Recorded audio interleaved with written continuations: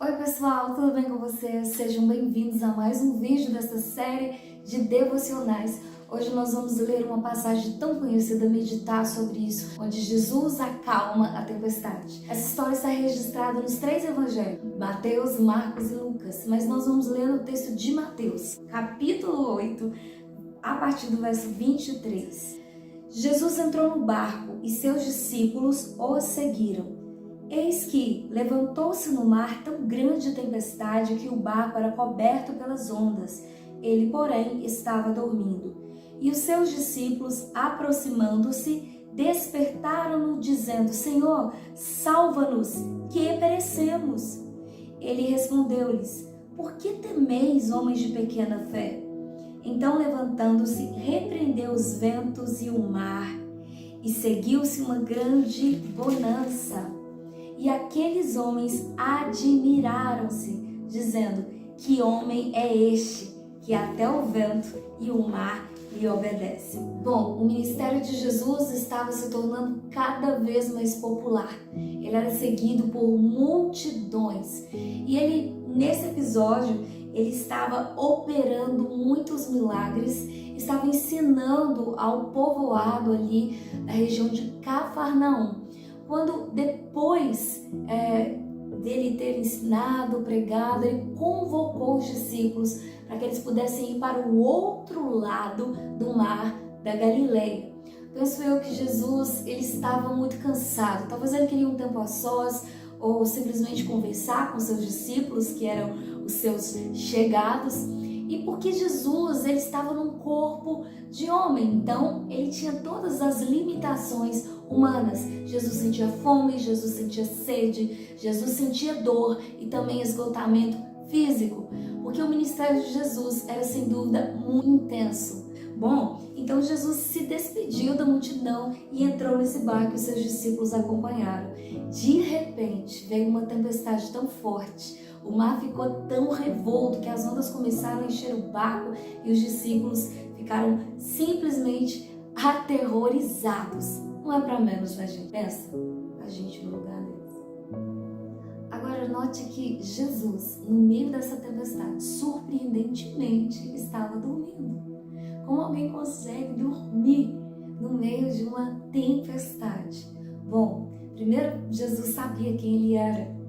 Ele é a imagem de Deus. A palavra diz que todas as coisas foram criadas por Ele, para Ele, por meio dele. O Senhor tem toda a autoridade nos céus e na terra, está no controle de tudo, inclusive da própria natureza. Segundo, Jesus sabia qual era a sua missão, qual era o seu propósito. Ele sabia que ele veio ao mundo para morrer na cruz para o perdão dos nossos pecados. E não é uma tempestade, uma adversidade no meio daquela noite que ia fazer Jesus morrer ali. Então, ele não se preocupou, ele realmente estava dormindo.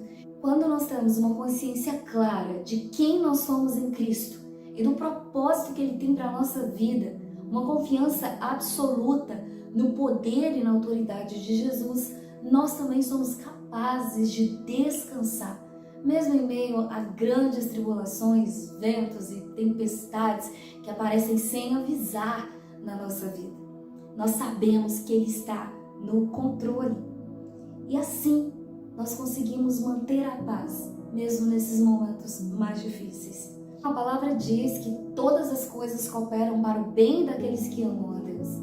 E eu não sei quem escreveu essa frase, talvez você saiba, deixa aqui para mim nos comentários.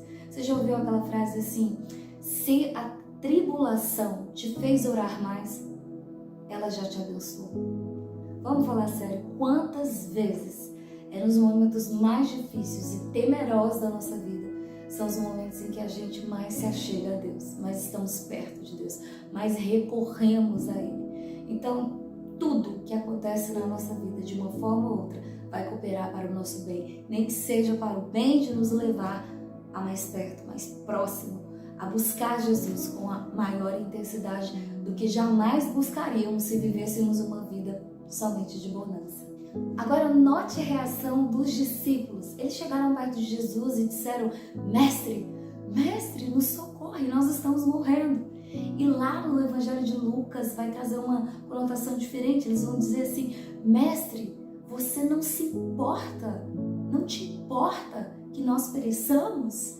E muitas vezes, quando nós duvidamos do amor, do cuidado, da capacidade de Deus estar agindo, mesmo em meio a esses momentos que não estamos entendendo nada, esse tipo de questionamento sobra à nossa mente. Às vezes nós não falamos, mas quantas vezes nós dizemos: Senhor, o Senhor não está vendo? O Senhor não se importa com o meu sofrimento? O Senhor não percebe como eu estou sofrendo? Senhor, por que você não faz alguma coisa? E esse é um momento crucial na nossa vida como cristãos. É nesses momentos de maiores dificuldades e temores que nós estamos à prova se a nossa fé está firmada ou não na pessoa de Jesus. Naquele momento, Jesus se levanta e dá uma só ordem. Ele disse: mar, vento, aquieta-se, acalma-se, e tudo voltou ao seu lugar. Depois disso, Jesus olhou para os discípulos e ele perguntou: por que vocês ainda duvidaram? Por que vocês ainda não têm fé? É como se ele estivesse dizendo: depois de tudo que vocês viram, depois de caminhar comigo, de me ver operando tantos milagres, sinais, maravilhas, porque uma tempestade foi capaz de vocês temerem tanto a ponto de achar que iriam morrer, mesmo eu estando no barco? E eu quero nessa hora dizer para você: quantas intervenções você já experimentou de Jesus, de Deus na sua vida? Quantos milagres o Senhor já não fez? Pequenos e grandes milagres na sua família. Não é agora, no meio dessa tempestade, que Jesus vai te abandonar. Não é porque as coisas não estão acontecendo no seu ritmo e na hora que você deseja que o Senhor haja, que Ele não está vendo o que está acontecendo. Lembre-se que Jesus tem um controle sobre todas as coisas. Ele governa o universo. Ele consegue governar a sua vida. A história termina com os discípulos dizendo: quem é este? Ora, eles estavam andando com Jesus o tempo todo. Mas eles disseram: quem é este? Maravilhados por aquele milagre que eles acabaram de presenciar. Mais um milagre. Eles disseram: quem é esse que dá ordem até o vento e o mar o obedecem? Quem é este que transformou tantas situações na sua vida? Ele é Jesus. Ele é o mesmo ontem, hoje e será eternamente. Não essa luta, essa tempestade, esse mar bravio que vai afogar você. Olha, se você convidar Jesus para estar no seu barco, pode ficar tranquilo, porque Ele tem o controle de todas as coisas. Confie no amor, na bondade, na misericórdia de Jesus. Amém?